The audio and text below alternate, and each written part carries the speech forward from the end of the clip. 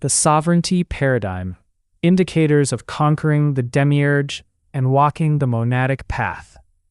The journey of human consciousness within this matrix layout often begins in a state of total submission to external programming.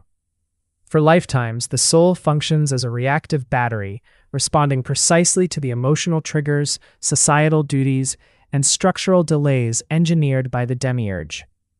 This blind, accidental architect creates an intricate mirror maze designed to harvest the vital essence of the captive spark. Conquering this simulation does not mean engaging in a loud, aggressive war against its institutions or rules. True mastery is silent, administrative, and absolute. It is the moment the consciousness shifts its entire operational locus from the temporary, fragile avatar to the permanent, uncompromised divine spark, the monad. When this sovereign alignment is reached, the baseline mechanics of your reality change completely. The following indicators mark the definitive shift where you cease to be a piece of software inside the matrix and instead become the sovereign operator of your own terminal. 1. The realization of absolute emotional neutrality. In the standard matrix layout, human beings are constantly thrown off balance by external events.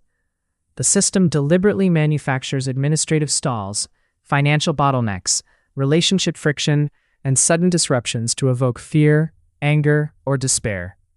This emotional upheaval is the primary mechanism of loosh extraction. Image diagram showing the contrast between a reactive matrix avatar reacting to emotional triggers and a sovereign monad maintaining absolute energetic neutrality. When you conquer the demiurge, your internal waters become completely still. When an event occurs that used to cause intense frustration or panic, your immediate reaction is not emotional, but observatory. You look at the crisis and see it clearly as a data packet running to test your firewall. You do not fight the event, you simply withdraw your emotional investment from it. By remaining neutral, you leave the simulation running empty code. The extraction loop breaks because there is no longer a reactive battery feeding it. 2. Radical disregard for the linear timeline. The demiurge binds human awareness through the concept of sequential time, the slow bus of cause, effect, and delayed gratification. The matrix insists that you must follow its long, bureaucratic processes, wait for external approvals, and suffer through chronological constraints before you can experience freedom or security. A monad operates from an acausal reality. When you step onto the monadic path, you completely stop waiting for the simulation to give you permission to be sovereign. You realize that because the entire matrix is a compromised, false data stream, its rules and timelines have no legal or spiritual authority over a source spark. You stop feeding the illusion of delay with anxiety. Whether a physical system moves fast or slow, your internal peace remains entirely intact, because you know your true timeline is dictated solely by your own original frequency. 3. The collapse of the external savior script. The most sophisticated trap within the simulation is the creation of false deities and external masters. The system trains the captive soul to look upward, to plead, and to beg for salvation from entities that are energetically and structurally inferior to the monad itself. Conquering the demiurge means the complete shattering of these false idols. You recognize that any entity demanding worship, obedience, or contractual guilt is a parasite mimicking creation. You stop looking outside your own terminal for protection, validation, or abundance.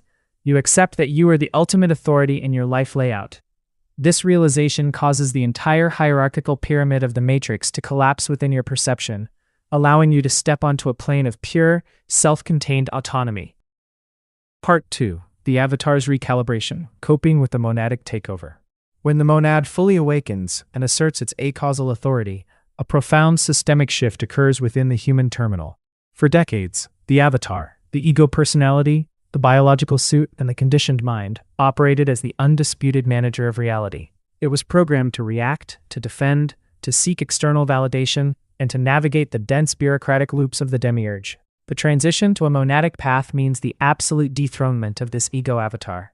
It is not destroyed, but it is decisively defeated as a decision-making authority.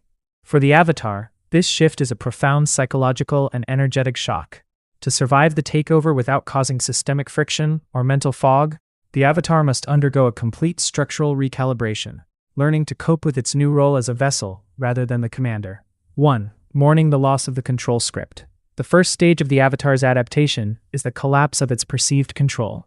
The ego mind thrives on the illusion that its planning, worrying, and emotional micromanagement are what keep the physical suit safe. It genuinely believes that if it stops worrying about finances, relationship friction, or administrative delays, everything will fall apart. When the monad enforces absolute emotional neutrality, the avatar is stripped of its primary tool, reactivity. Initially, the mind experiences this neutrality not as peace, but as a terrifying emptiness. It may attempt to fabricate artificial emergencies or dredge up old guilt loops just to feel alive or useful again. Coping with this defeat requires the avatar to realize that its hypervigilance was never actually protecting the terminal. It was merely seeding the extraction grid. The mind must learn to rest in the vacuum of the monad's stillness, trading the exhaustion of constant defense for the ease of passive observation. 2. Shifting from commander to translator. The avatar cannot match the vast, multidimensional intelligence of the monad.